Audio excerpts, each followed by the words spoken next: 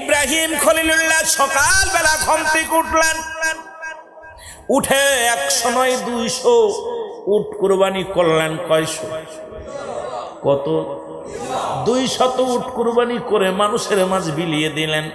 আল্লাহ, আমি উটকে বেশি ভালোবাসি, উট মনে হয় আমার প্রিয় জিনিস, উটটা আমার প্রিয় জিনিস। আল্লাহ, এটা আমি তোমার রাস্তায় কোরবানি করে দিলাম। একটা নয়, দুটি নয়, 200 উট কোরবানি করা হলো।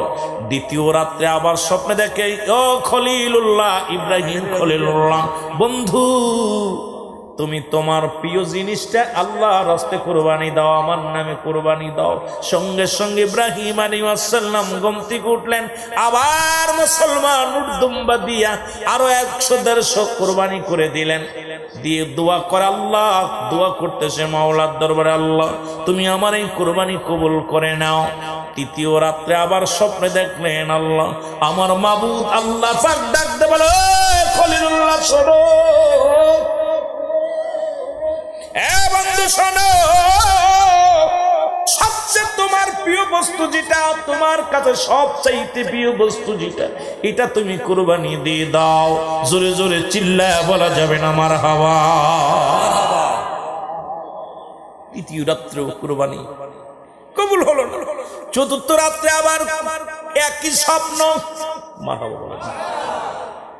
স্বপ্ন দিকে চিন্তা করে, আমি উট দিলাম, দুম্বা দিলাম, খাসি দিলাম, কত কি দিলাম, কুরবানি তো সবই করে দিলাম, কিন্তু আমার মাওলা বলে কুরবানি দাও, তোমার প্রিয় জিনিস কুরবানি দাও।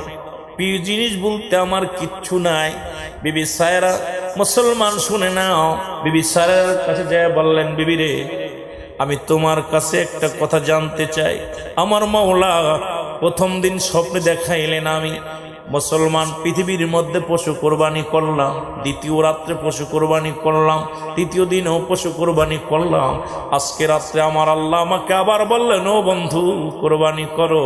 এখন আমি কি করব? আমার প্রিয় বস্তু কোনটা?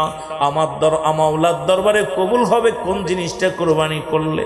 আমি দেখতেছি আমার সবচাইতে প্রিয় বস্তু, বিবিরে, তোমাদের দুজনের মধ্যে আমার হাজরা বিবির একমাত্র কলিজার টুকরা সন্তান হযরত ইসমাঈল আলাইহিস সালাম।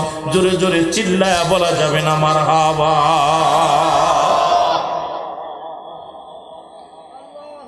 সায়রা, বিবি সায়রা বলতেছে, স্বামী, হিসাব করে মিলায়া দেখলাম অনেক চাপ পরে, অনেক সাধনার পরে আল্লাহ তাআলা আপনাকে একটা পুত্র সন্তান দান করেছে। এটা আবার বনবাসী, তাদের সঙ্গে কোনো যোগাযোগ নাই, ছেলের সঙ্গে পিতার কোনো সম্পর্ক ভালো নয়, কি করে আনা যায়? বলে, জি তো আমার আল্লাহ চেয়েছে, বিবিরা আমাকে বিদায় দাও, আমি যাব আমার কলিজার টুকরাকে কোরবানি করার জন্য। ইব্রাহিম আলাইহিস সালাম ছুরিখানা নিয়ে, কিছু রশি নিয়ে মুসলমান পোশাক পরিয়া রওনা হয়ে গেলেন। ছেলে কুরবানি করার জন্য রওনা হয়ে গেলেন, ছেলে আনার জন্য চলে গেলেন। যে হাজির হয়ে গেলেন কোথায়? হাজরা বিবির কাছে হাজির হয়ে গেলেন। সালাম বিনিময় করলেন, কৌশল বিনিময় করলেন। ডাকতে বলে, বিবি রে, আমি এসেছি, আমার কলিজার টুকরা সন্তানকে গোছায়া দাও, তাড়াতাড়ি সাজায়া দাও, আমি যাব তোমার আমার সন্তানকে নিয়ে দাওয়াতে যাব, দাওয়াত খাই যায়, দাওয়াতে নিয়ে যাব। বিবি শুনিয়া, স্বামীর মুখে কথা শুনিয়া সঙ্গে সঙ্গে সন্তানকে গোসল করাইলেন, সুন্দর পোশাক পরাইয়া দিলেন, সুন্দরভাবে আতর লাগাইয়া, সুরমা লাগাইয়া কলিজার টুকরা সন্তানকে বাবার হাতে তুলে দিলেন। বাবা একবার তাকায় ইসমাইল আলাইহিস সালামের মুখের দিকে, আবার তাকায় আরশ মহল্লার দিকে। আল্লাহ, আমার কলিজার টুকরা সন্তানের চাইতে তুমি আমার কাছে সবচেয়ে বড় প্রিয়। স্ত্রী, পুত্র, পরিবার, পরিজন আমার কাছে সব তুচ্ছ। তুমি যদি আমার উপরে রাজি হয়ে যাও, তুমি যদি আমার উপরে খুশি হয়ে যাও, এর চাইতে আর চাওয়ার কিছু নয়। পৃথিবীর সব আমার কাছে তুচ্ছ, কারণ তুমি একমাত্র আমার সহায়, তুমি আমার মালিক। তুমি রাজি তো আমি রাজি, তুমি বেজার দুনিয়ার সবই বলে। জোরে জোরে চিল্লায় বলা যাবে না আল্লাহু আকবার। এ দুনিয়ার মুসলমান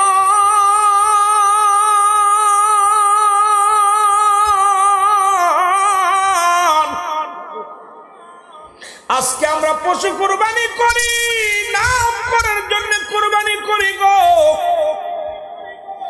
কোন গ্রামে কতজন কতশো কুরবানি হলো, কতজন কি কুরবানি করে, কোন ধনী কয়শো কুরবানি করে, এটা নিয়ে বড় ব্যস্ত আছি। নিজের ভিতরে একটা ফাটা বিরাজ করে, এটাকে এখন পর্যন্ত আমি তো দূর করতে পারো না, এই অহংকার দূর করতে পারো না।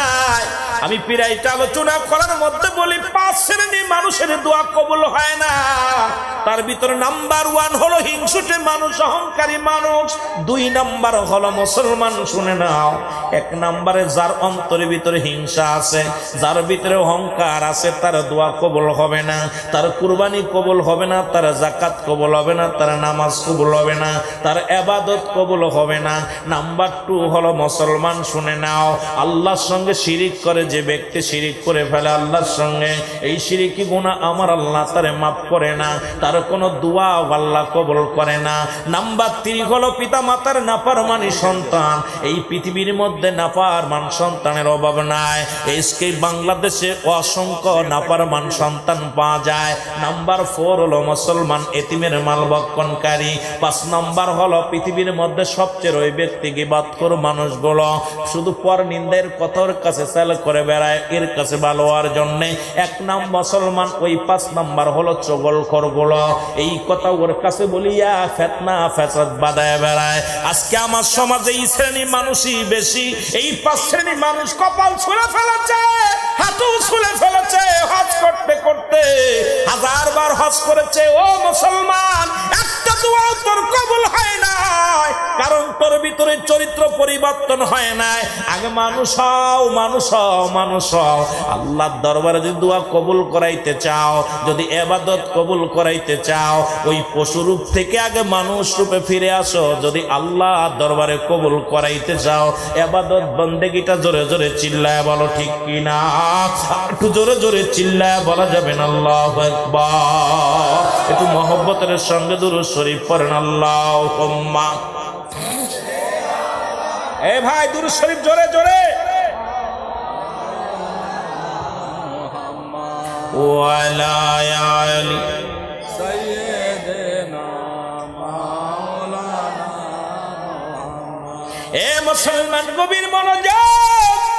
ইসমাইল নবী, ইব্রাহিম নবী, বাবা পুত্রের খেলা।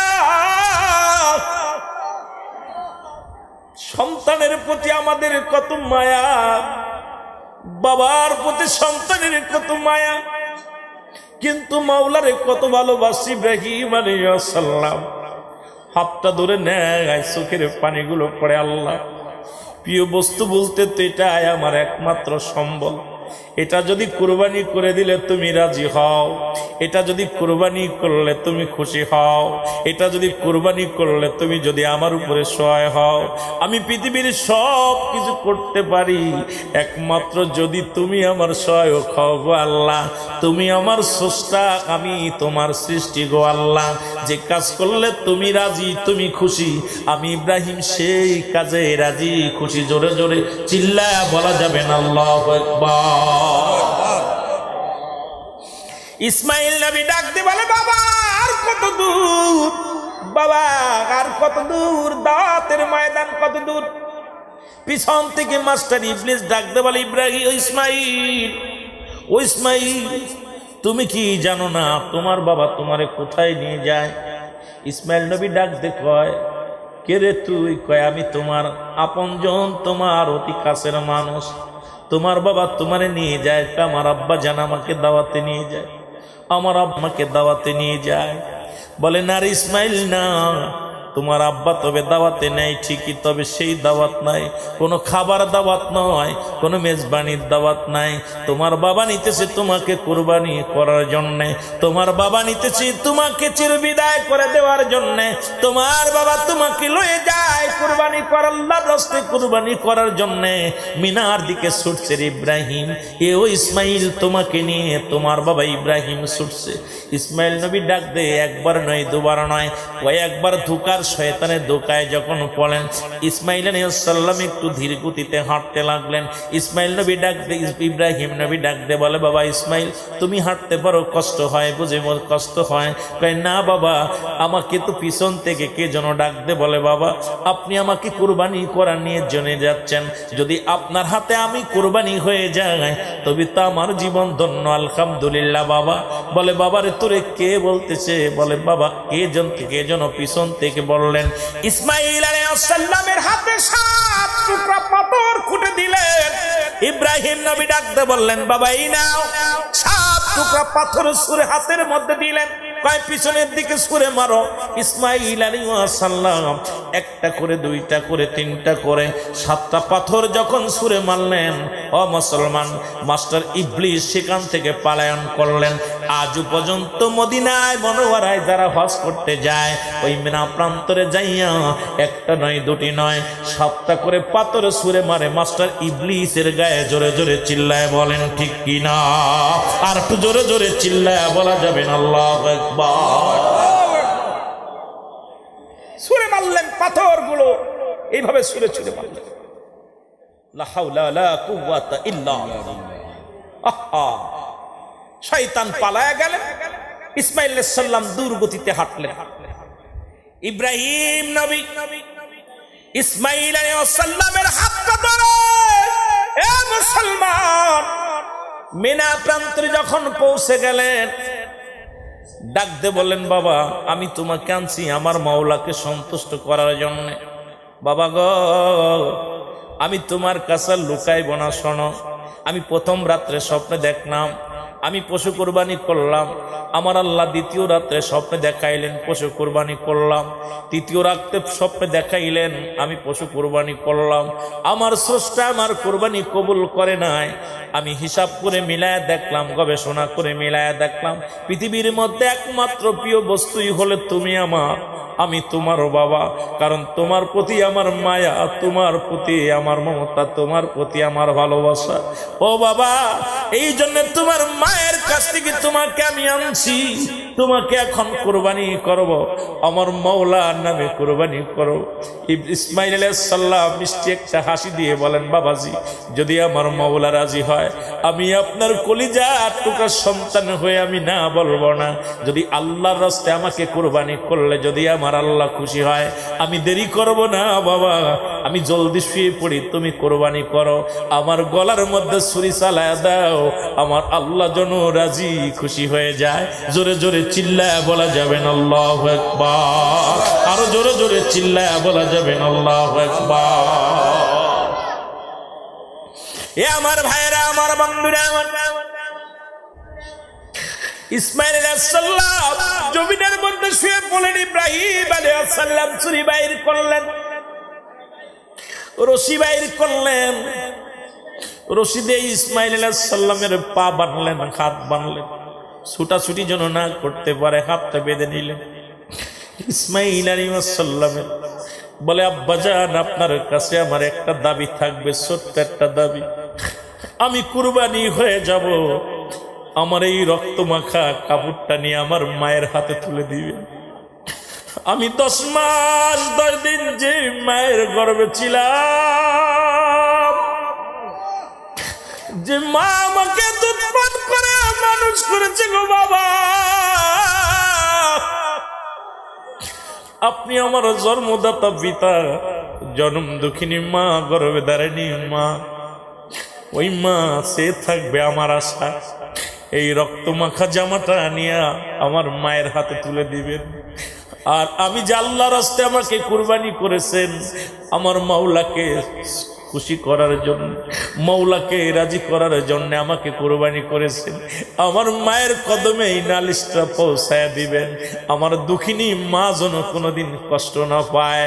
আমি আল্লাহর রাস্তায় কুরবানি হয়ে যাচ্ছি বাবা গো, শুধু যাবার বেলা একটা মাত্র দাবি করে যায়, আমার মা যেন আমার জন্য কোনোদিন চোখের পানি না ফেলে, আমার মা যেন এই রক্ত মাখা জামাটা দেখে খুশি হয়ে যায়, আল্লাহর রাস্তায় যেন খুশি হয়ে যায়। এই জন্য আমার রক্ত মাখা জামাখানা আমার দুঃখী মায়ের হাতে পৌঁছায় দিবে। জোরে জোরে চিল্লায় বলা যাবে আল্লাহ। আমার ভাই আমার বন্ধুরা আমার, গভীর মনোযোগ। ইসমাইল নবী জমিনের মধ্যে শুয়ে আছে, ইব্রাহিম আলাইহিস সালাম ছুরি দিয়া গলার মধ্যে পুষ লাগায় বিসমিল্লাহ আল্লাহু আকবার আল্লাহু আকবার বলে যখন ছুরি চালা দিছে, একটা পশম পর্যন্ত ইসমাইলের গলা দিয়ে কাটে না। ছুরি রাগ করে টানতে ফেলে দেয়, পাথরের উপরে ছুরি পড়ে, পাথর দিয়ে খণ্ডিত হয়ে যায়। ইব্রাহিম আলাইহিস সালাম চিন্তা করে কি আশ্চর্যজনক, এত ধারালো ছুরি পাথরের উপরে পড়ি পাথর পর্যন্ত কেটে যায়, ইসমাইলের গলা কাটে না। কয় বাবা গো, ও বাবা, আমি বুঝতে পেরেছি আমার মুখের দিকে তোমার চোখটা পড়েছে। যখন আমার মুখের দিকে তোমার চোখে চোখ লেগে যায়, ওই মায়ার বাঁধনে পড়ে তুমি আমাকে কুরবানি করতে পারো না। বাবা জান, আমি আপনার কাছে একটা দাবি করে যাই, বাবা গো, আমার চোখ দুটি বেঁধে দাও। আমার মুখের দিকে তাকাইলে, এই আমার মুখের দিকে তাকাইলে তুমি মায়ায় ছুরি চালাইতে পারো না, আমাকে তুমি কুরবানি করতে পারছো না রে বাবা। তোমার চোখটাও বেঁধে নাও, আমার চোখটা বেঁধে দাও। ইসমাইল আলাইহিস সালামের চোখ বাঁধা হলো, ইসমাইল আলাইহিস সালামের চোখ বাঁধা হলো। ইব্রাহিম আলাইহিস সালামের চোখ বাঁধলেন, নিজের চোখটা বেঁধে যখন ছুরি চালায়া দিলেন, বিসমিল্লাহু আকবার বলে যখন ছুরি চালায়া দিলেন, এ মুসলমান, সঙ্গে সঙ্গে কুরবানি হয়ে গেলেন। রক্ত ছুটে এসে ইব্রাহিম আলাইহিস সালামের গায়ে লাগলেন। ইব্রাহিম আলাইহিস সালাম অত্যন্ত খুশি হয়ে আল্লাহর দরবারে শুকরিয়া আদায় করে, আল্লাহ, তুমি আমার কুরবানি কবুল করেছো। ও আমার পরওয়ারদিগার আলম, আমি তোমার রাস্তায় কলিজার টুকরা সন্তানকে কুরবানি করে আমি খুশি হয়েছি। আল্লাহ, তুমি যদি খুশি হও তাহলে আমার কুরবানি, আমার নিয়ত, আমার আশা, আমার মনের বাসনা পুরা হয়েছে। আল্লাহ, আমি অত্যন্ত খুশি হব যদি তুমি খুশি হও। জোরে জোরে চিল্লায় বলা যাবে আমার হাওয়া, আর একটু জোরে জোরে চিল্লায় বলেন আল্লাহু আকবার, আল্লাহু আকবার।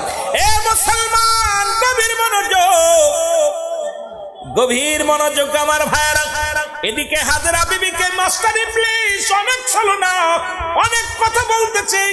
মাস্টার ইবলিসের ছলনায় মা হাজেরাকে ফেলাতে পারে না। মা হাজেরা কয়, ও মাস্টার ইবলিস শোন, পিতা হইয়া পুত্রকে যদি কুরবানি দেয়, এর চাইতে সৌভাগ্য আর পৃথিবীর মধ্যে কেউ হয় না। ও মুসলমান, শুনে নাও, যদি আমার আল্লাহ যদি রাজি হয়, আল্লাহর ইলাহির যদি হুকুম হয়, যদি হুকুম হয়ে থাকে, সন্তান পুত্রের হাত, মুসলমান পিতার হাতে সন্তান কুরবানি হবে, পুত্র কুরবানি হবে।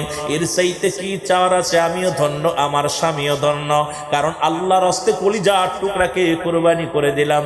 তুমি দূর হয়ে যাও, আমাকে তুমি ধোঁকা দিও না, আমাকে তুমি ধোঁকা দিও না।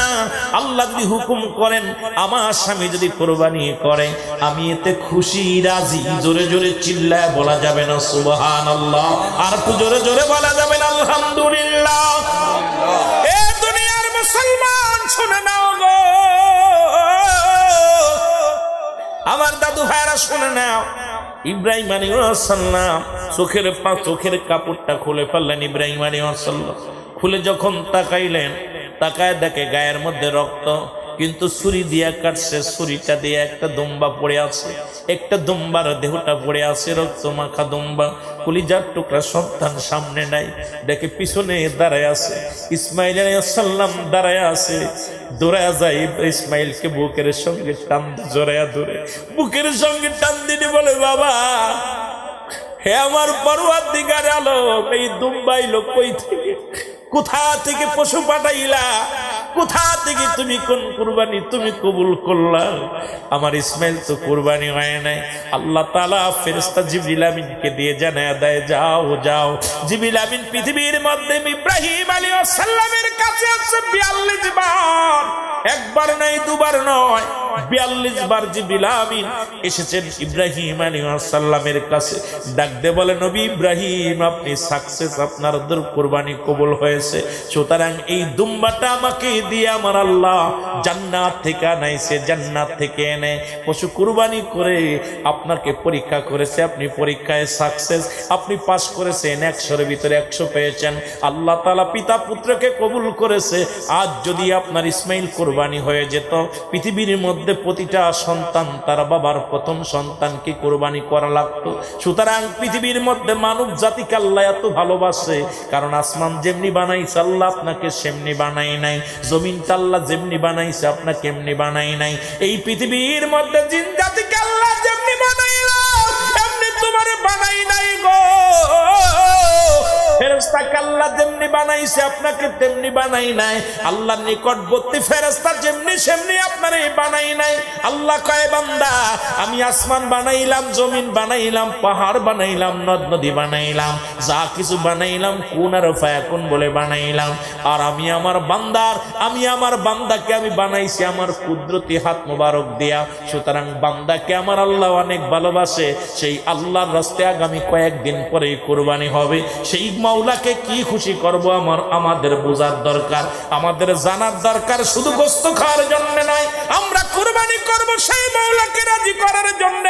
যেহেতু আসমান জমিন যেমনি বানাইলো এমনি তোমারে বানাই নাই, পাহাড় নদী যেমনি বানাইলে এমনি তোমারে বানাই নাই।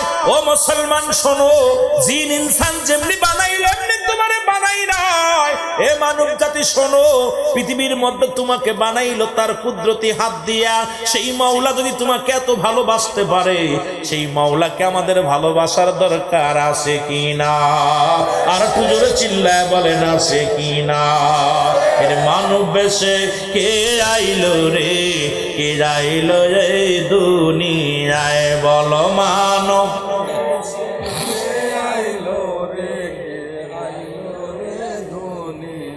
থাকতেন নবী হীরার গুহায়,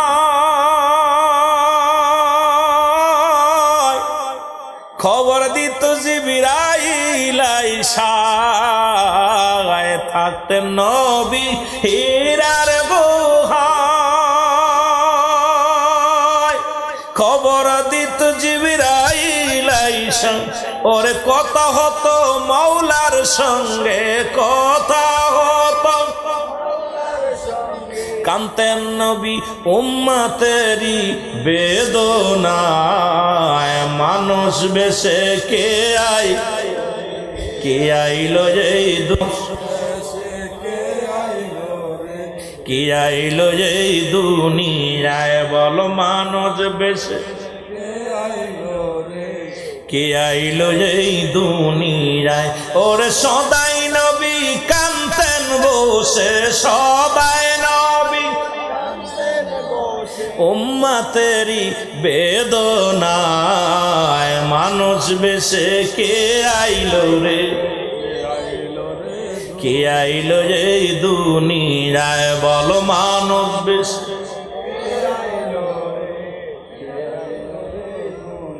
এ মুসলমান গভীর মনোযোগ। তাহলে আমরা কুরবানি করব কার জন্য? আরো জোরে বলেন কার জন্য? কোন বান্দাকে খুশি করার জন্য নয়, কোন বান্দিকে খুশি করার জন্য নয়। খুশি করব কাকে? আরো জোরে বলেন কাকে? আমার জান, আমার মাল, আমার কুরবানি, আমার জীবন, আমার মরণ সব কিছু কার? আরো জোরে বলেন কার? এই কুরবানি বলতেছিলাম নিসাব পরিমাণ মালের। এখন মুসলমান শোনো, এখন বড় লোকরা কুরবানি করিয়া এখন মাসালা দিছে গুড়াইয়া দিছে। কয় দেখেন বড় বড় ফ্রিজ কিনা ঢুকায় রাখবে, ফ্রিজের দাম বেড়ে গেছে। জোরে বলেন ঠিক কিনা? বাজারে এখন গত মাসেও যে ফ্রিজ কিনা গেছে 1000 টাকা কমে এখন 1500 টাকা বেশি। কারণ কি? বড় লোকদের জ্বালায় কিনা সম্ভব নয়। মুসলমান শোনো, ওই কুরবানির গোশত বন্টন করো, 3 মুসলমান 3 করে।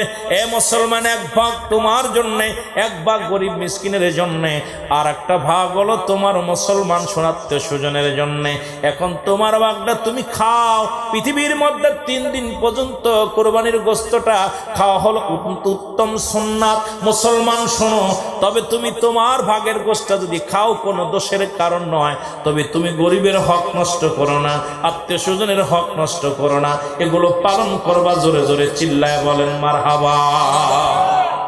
এখন কুরবানি আমরা এখন অধিকাংশ মানুষ, আজকে একজন প্রশ্ন করেছে হুজুর একজন আমার 7 ভাগিতে 7 করা যাবে, 5 ভাগি, 7 ভাগি, 3 ভাগি। এখন আমার দেশে অধিকাংশ জানতে শরীফে কোনো সুদখোর ঘুষখোরের সঙ্গে কোনো কুরবানি হবে না।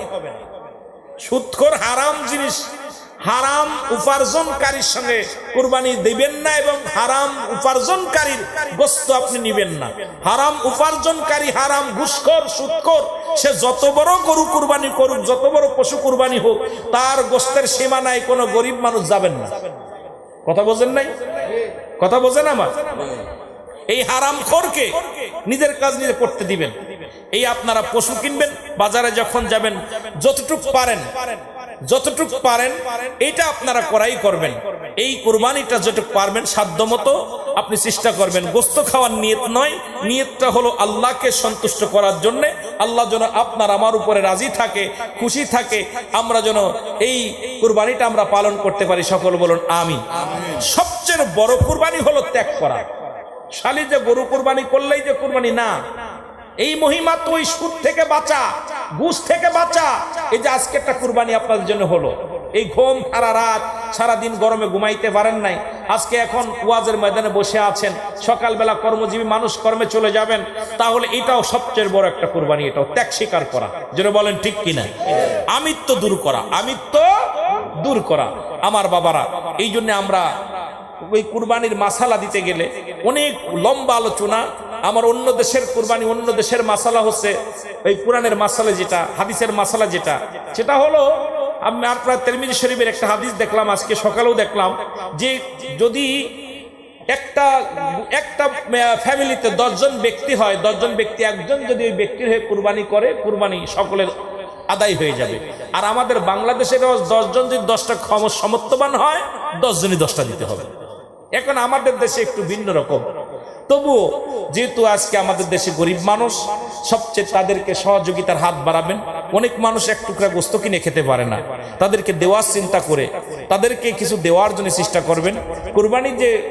কুরবানি যারা করবেন, এখন এত লম্বা আলোচনা শর্ট করা যায় না, তবুও যেহেতু আমার আলোচনা ঘুরাইতে হবে, আমি যারা আপনারা শ্রম দিবেন আপনাদের কুরবানির পশুতে, তাদেরকে কুরবানির গোশত, তাদের এর বিনিময়ে কুরবানির গোশত আপনারা দিতে পারবেন না। তাদের পারিশ্রমিক ওই চামড়া দিবেন, পারিশ্রমিক গোশত দিবেন, পারিশ্রমিক আপনার ওই দিবেন, ওই যে অনেকেই বুড়ি দেয়, এগুলো দেওয়া যাবে না। কথা বোঝেননি? এগুলো দেওয়া যাবে না, কুরবানির কোনো অংশ তাদের দেওয়া যাবে না।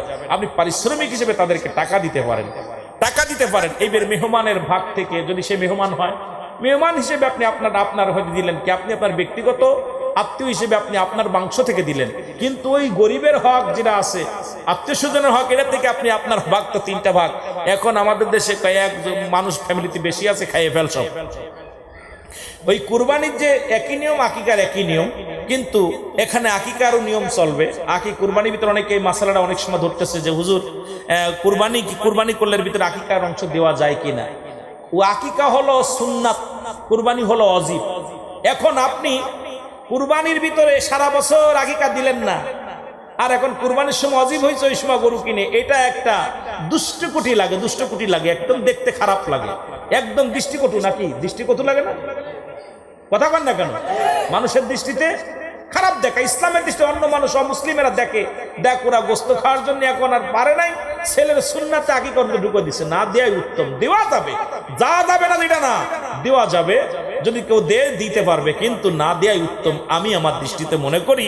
কারণ হলো যেহেতু এটা কুরবানির চান্দে কুরবানি ওয়াজিব, সে তো আমি কুরবানি বাদ দিয়ে, আর এখন গরিবের উপরে কুরবানি ওয়াজিব হয় না, আপনার উপরে ওয়াজিব হয় না। যদি আপনি কুরবানি গরু কিনে ফেলেন বা পশু কিনে ফেলেন, এই নিয়ে আমি কুরবানি করবো, ওটা আপনার জন্য ওয়াজিব হয়ে যাবে। কিন্তু আপনি নেশাব পরিমাণ মালের মালিক হয় নাই, নিয়ত করেছেন এই গরুটা, এই পশুটা আমি কুরবানি করবো, আপনার উপরে ওয়াজিব হয়ে যাবে। এবার আপনি যতই বাঁচতে চান বাঁচা যাবেন, ওটা দিতেই হবে। কথা বুঝেননি? এখন এটা নিয়ে অনেক মাসালা আছে, এইটা মাসালা দিতে গেলে আজকে রাত আমার শেষ হয়ে যাবে।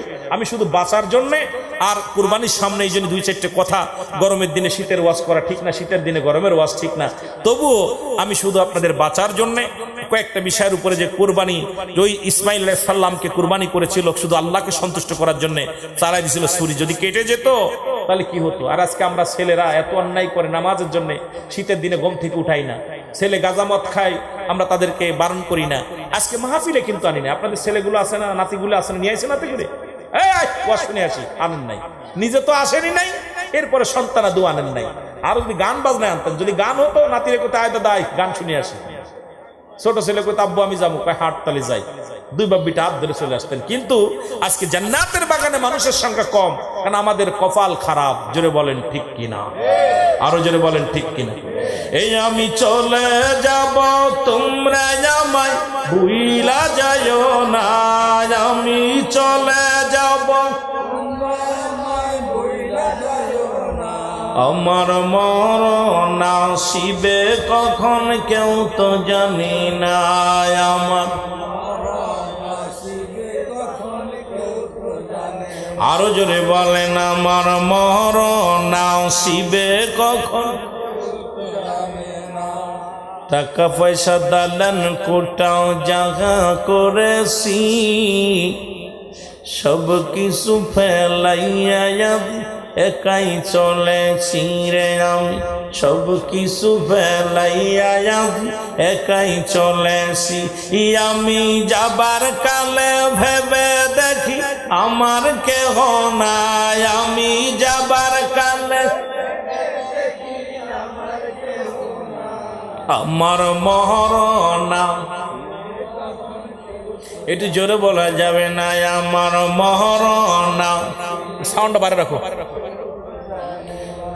এই আমি চলে যাব তোমরা আমায় ভুইলা যাইও না, আমি চলে যাব তোমরা আমায় ভুইলা যাইও না, আমার মরণ আসিবে কখন কেউ তো জানি না।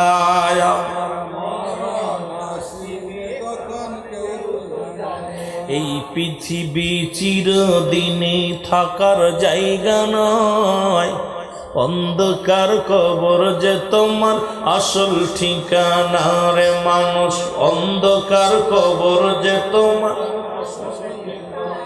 ঠিক কি না? আরো জোরে বলেন ঠিক কি না? কুল্লু নাফসিন আলা ইন্না ইলাল্লাহি লা ইয়ামুত। জোরে বলা যাবে না মারহাবা। এ দুনিয়ার মুসলমান গভীর মনোযোগ, এ জীবন জীবন নয়, এমন একটা জীবন আসবে যে দেশে গেলে মানুষের বিচার হয়, যে দেশে গেলে মানুষের হিসাব হয়, যে দেশে গেলে মানুষ আর কোনোদিন ফিরে আসে না। এই পৃথিবীর মধ্যে আসার একটা সিরিয়াল আছে, যার কোনো সিরিয়াল নাই। দেখা যায় পৃথিবীর মধ্যে সন্তান আছে বেঁচে, বাবা নাই। সন্তানের লাশ বাবার কাঁধে, বাবা আল্লাহ সন্তানের কাঁধে। এই পৃথিবীর মধ্যে যে সন্তানের লাশ নিচে কাঁধে, সেই জানে লাশটা কত ভারী। এখানে যারা আপন জনের লাশ যারা কাঁধে তুলেছে, এরা জানে আপন জনের লাশটা কত ভারী। আদরের বাবার লাশটা কত ভারী, আদরের মা লাশটা কত ভারী। দেখা যায় দাদা জিন্দা নাতি নাই, নাতি জিন্দা দাদা নাই। মুসলমান পৃথিবীর মধ্যে আসার একটা সিরিয়াল আছে, যার কোনো সিরিয়াল নাই। মানুষের দুইটা সময় মৃত্যু হয়। নাম্বার 1 হলো মানুষের মৃত্যু হয় দিনের বেলা, না হয় রাতের বেলা। ও মুসলমান, দিন শুরু করলাম, মৃত্যুবরণ করো নাই। রাত শুরু করে 12টা বাজতে চললো, এখনো তুমি মৃত্যুবরণ করো নাই। ফজরের রক্ত পর্যন্ত তুমি বড় বেঁচে থাকবা, কেউ বলতে পারি না। এই জন্য শুরু থেকে বললাম, তোমার পরবর্তী সময় তোমার জন্য কি নিয়ামত বয়ে আনতেছে তুমি নিজেই জানো না। কারণ এখন থেকে ফিরে যাব, কত আশা করেছি আগামী দিন কি করব, আগামী দিন ঘুম থেকে উঠে কোথায় যাব, আগামী দিন ঘুম থেকে উঠে এই সদাই করব, আগামী দিন ঘুম থেকে উঠে আমি বাজার করব, আগামী দিন ঘুম থেকে উঠে আমি মার্কেটে যাব, আগামী দিন ঘুম থেকে উঠে আমি কলেজ স্কুলে যাব, আগামী দিন ঘুম থেকে উঠে আমি কোথায় বিদেশের দিকে রওনা দিব। আমার আল্লাহ আগামী দিন হতে দেয় না, কারণ আপনার রাতের অন্ধকারে আজরাইল চলে আসছে, আপনি দুনিয়া থেকে বিদায় হয়ে গেছেন। জোরে জোরে চিল্লায় বলেন ঠিক কিনা। তুমি কেমন করে ঘুমাও মানুষ, তুমি কেমন করে ঘুমাও মানুষ, ফজর করে কাজা।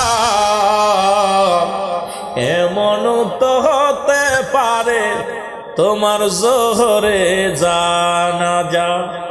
এক ওক্তে মৃত্যুবরণ করলেন, পরের ওক্তেই তোমার মরণ। ব্যক্তির জীবনের অমূল্য সম্পদের নাম হলো, ব্যক্তির জীবনের অমূল্য সম্পদের নাম হলো রূহ। মানব জীবনের অমূল্য সম্পদের নাম হলো ঈমান। ঈমানবিহীন কোনো আমলের মূল্য নাই, রূহবিহীন কোনো বডির মূল্য নাই। এই বডি দেখতে শুনতে ভালো, মুসলমান একটা হাত নাই তবুও চলবে, একটা পা নাই তবুও চলবে, চোখ নাই তবুও চলবে।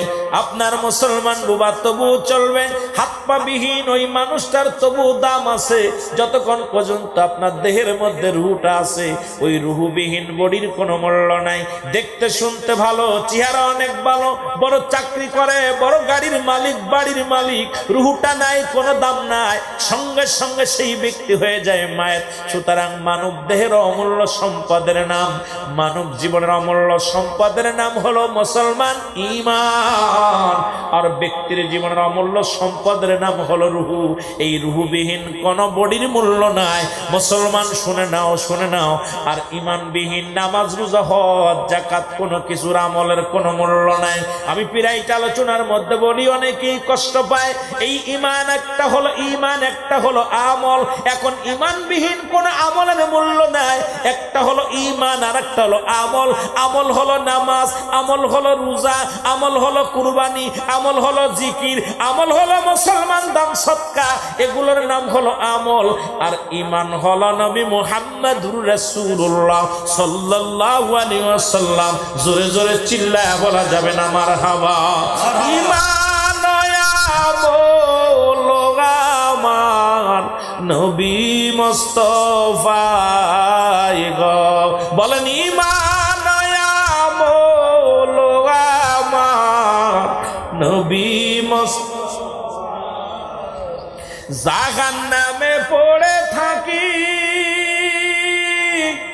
তবুও না ভয় করি, ইশকে মুহাম্মাদের মালা যদি গলে রয় গো। ঈমান আমল আমার নবী মুস্তাফাই গো, বলেন ঈমান আমল আমার নবী মুস্তাফাই গো। আল্লাহুম্মা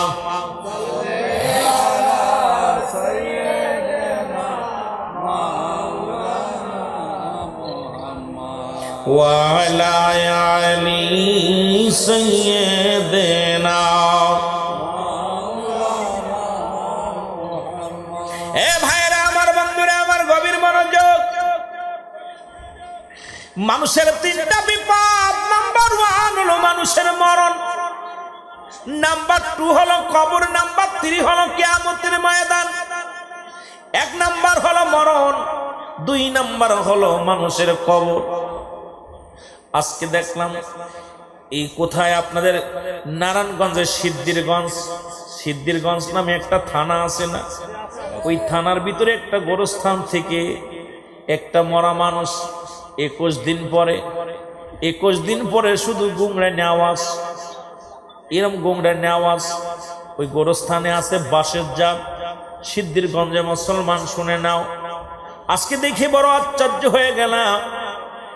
একটা মানুষ আজকে গতকালকে মারা গেছে। এই মানুষটার জানাজা হবে, কবর হবে, কবর খুঁড়তে গেছে, বাঁশ কাটতে যাইয়া 21 দিন আগে যে কবরটায় মারা গেছে, পাশেই কবর খুঁজতে যায়, শুধু আওয়াজ, এত ভয়ঙ্কর আওয়াজ আসতেছে, এত ভয়ঙ্কর। ওই যারা কবর খুঁড়তে গেছে এরা ভয়ে দুপুর বেলা তারা পালায়, ভয়ে চলে আসছে। এসে মসজিদের ইমাম সাহেবকে বলছি, ইমাম সাহেব হুজুর, আমরা গোরস্থানে ঢুকেছিলাম, কিন্তু 21-22 দিন আগে, সে গত এই 20-21 দিন আগে যাকে কবরে রাখা হলো, ওই কবরের পাশে যাইয়া মুসলমান শুনে নাও, ওই কবরের মধ্যে গিয়েছিলাম, কবরের পাশে শুধু ওখান থেকে আওয়াজ আসতেছে, এমন ভয়ঙ্কর আওয়াজ আমরা আগে কোনোদিন শুনি না। ইমাম সাহেব হুজুর বলে, দেখেন মনে হয় লাশটা মনে হয় খাবার জন্য কোনো কুকুর, হয়তো শিয়াল ঢুকছে, ওই দূর থেকে মনে হয় ছিদ্রা করে একটু খেয়াল করেন যায়। ইমাম সাহেব লোকজন নিয়ে গেলেন মুসলমানের সিদ্দিরগঞ্জের জমিনে। ইমাম সাহেব হুজুর উনি গেলেন, খোঁজ নিয়ে গেলেন যে দেখে আসি, যা দেখে কোনো কবর করে নাই। কিন্তু ওখানে দাঁড়ানো পর কোনটা গুংরানো আওয়াজ, অনেক গুংরানো আওয়াজ, খালি গুংরাইতেছে, জোরে জোরে আওয়াজ আসতেছে। ইমাম সাহেব সবাইকে নিয়ে দোয়া করলেন, পাক কালাম ফাতিহা শরীফ পড়ে সবাইকে নিয়ে ইমাম সাহেব প্রায় 10 মিনিট মোনাজাতে অংশগ্রহণ করলেন। মোনাজাতের পরে ওই কবরে আর আওয়াজ আসে নাই, আওয়াজ আসে নাই। মুসলমান শোনো, এরপরে ওই যে মহিলাটা মারা গেছে, এই মহিলাটার ছেলে আছে একটা, ওই ছেলেটা আছে। ছেলেটা বলল উনি সুদে কারবার করতেন মেয়েটা, এবং দুশ্চরিত্র মানুষ ছিল, ভালো চরিত্র ভালো ছিল না। স্বামীর সঙ্গে অনেক আগে সারাসারি হয়ে গেছে। ওই ছেলেকে নিয়ে এলাকার মধ্যে সুদে কারবার করত। ওই সুদের কিছু টাকা লাভ্যাংশ আসতো, এটা দিয়ে সংসার চালাতো। ছেলেটা এখন ব্র্যাক কোম্পানির চাকরি করে। ছেলে বলতেছে আমি আর চাকরি করব না, আমি আর কোথাও যাব না। আমার দুঃখিনী মা আমাকে মানুষ করার জন্য হারাম পথে উপার্জন করত। আজকে আমার মায়ের কবরে, আমরা আপনারা সবাই শুনেছি মায়ের কবরে গর্জন। যখন মুসল্লি کرام সবাই দোয়া করেছে, আমার মায়ের কবরটা একটু আসান পেয়েছে, হয়তো আযাবের ফেরেশতা কবর থেকে চলে গেছে। আমার মুসলমান বাবারা, দ্বিতীয় নাম্বার বিপদ হলো মানুষের কবর। এরপর আর বিস্তারিত লেখাও নাই, দেখতেও পারি নাই। সুতরাং বেশি দূরের ঘটনা না, আপনাদের এলাকার ঘটনা। এই জন্য সদা সর্বদাই কবরের পাশে যাবেন, কারণ মানুষ মৃত্যুর পরে 7টা হক থাকে প্রতিটা সন্তানের। তার মধ্যে 1 নম্বর হলো মা বাবার জন্য সবরেসানি করা, 2 নম্বর তাদের জন্য মাগফিরাত কামনা করা, ওই 7 নম্বরে যায় সদা সর্বদাই বেশি বেশি করে মা বাবার কবরটা যায় জিয়ারত করা। আজকে আমরা যারা শুয়ে আছি আমাদের আপনজন কবরে অনেকেই মাসে একবার যাই না, বছরে একবার যাই না। আব্বা মার মতো আমরাও যেদিন বিদায় হয়ে যাব, আমাদের সন্তানেরাও কবরের পাশে যাবে না। আমরা বেশি বেশি জিয়ারত করতে চাই কি চাই না?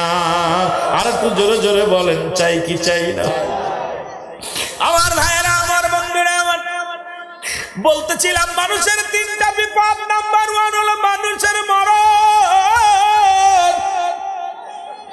আল্লামা মুফতি আমজাদ আলী সাহেব একটা কিতাব লেখেন, কিতাবের নাম বারে শরিয়াত। এই কিতাবের মধ্যে লিখতে যা বললেন, দুনিয়ার মানুষ শোনো গো, মানুষ যখন মৃত্যুবরণ করেন 70টা তাজা উটের গায়ের চামড়া জবাই না করিয়া উল্টো দিকে টান দিয়া লবণ আর মরিচ লাগায় দিলে যতটুকু যন্ত্রণা হয়,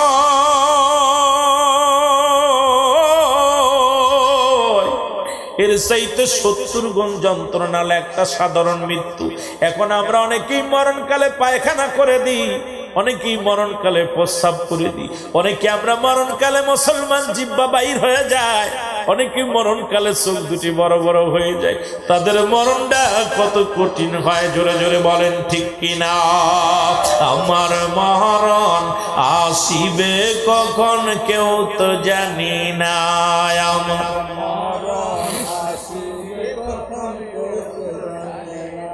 ইরানের প্রেসিডেন্টও জানতো না যে বিমানে গেলে আমি মারা যাব।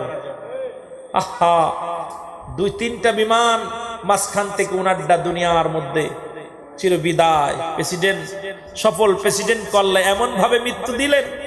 এ মুসলমান শোনো, আমাদের জিনেদার এমপি সাহেব, রানিং এমপি সাহেব, উনি গেছে, আপনার গেছে কোথায়? আমাদের গেছে আপনার ভারতে, গেছে ভারতে কাজের জন্য। ভারতেরা বলতেছে আমাদের দেশে কোনো এমপি মন্ত্রী আসে না, আমরা জানি না, আমরা জানি না উন্ডা যে গেছে সরকারি ভাবে আমরা বলতে পারি না। গেছে উনি, মৃত্যু হয়ে লাশ, আজকে দেখলাম লাশ পাওয়া গেছে ড্রামের মধ্যে, ছোট্ট বাড়ির মধ্যে রেখে একদম লাশ কুটি কুটি করে কাইটা গোস্তগুলো টুকরো করে রেখে দিচ্ছে এমপি সাহেবের লাশ।